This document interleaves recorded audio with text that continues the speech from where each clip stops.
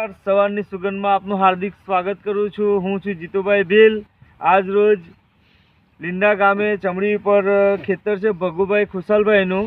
એમના ખેતરની અંદર પાણી, કેનાલનું જે પાણી આવે છે, પાણી બધું ખેતરમાં જ આવે છે। મતલબ કઈ રીતના કે ઘાસ ખોદેલો હતો એમણે, અને એમાં જે અંડરગ્રાઉન્ડની લાઈન આવી એ કેનાલવાળા ભાઈ અંડરગ્રાઉન્ડની લાઈન નાખીને જતા રહ્યા, એમના પોતાના ખર્ચે કાંસ ખોદેલો હતો, એ કાંસ પૂરી દીધો। હવે કાંસ પૂરવાથી બધું પાણી ખેતરમાં આવે છે।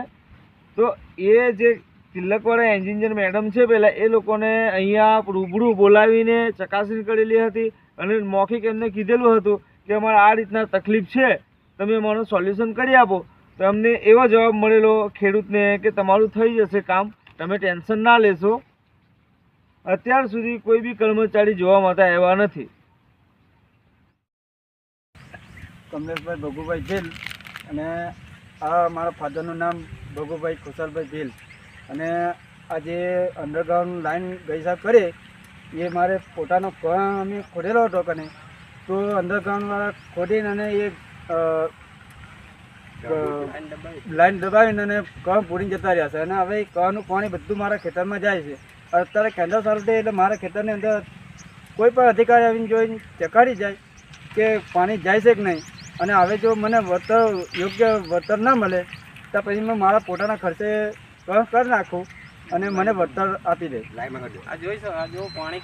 અને વારંવાર કહેવાથી અને બેનને મેં કીધું તો બેન મને કહે છે કે થઈ જશે, પણ હવે અત્યાર સુધી કંઈ થયું નહીં।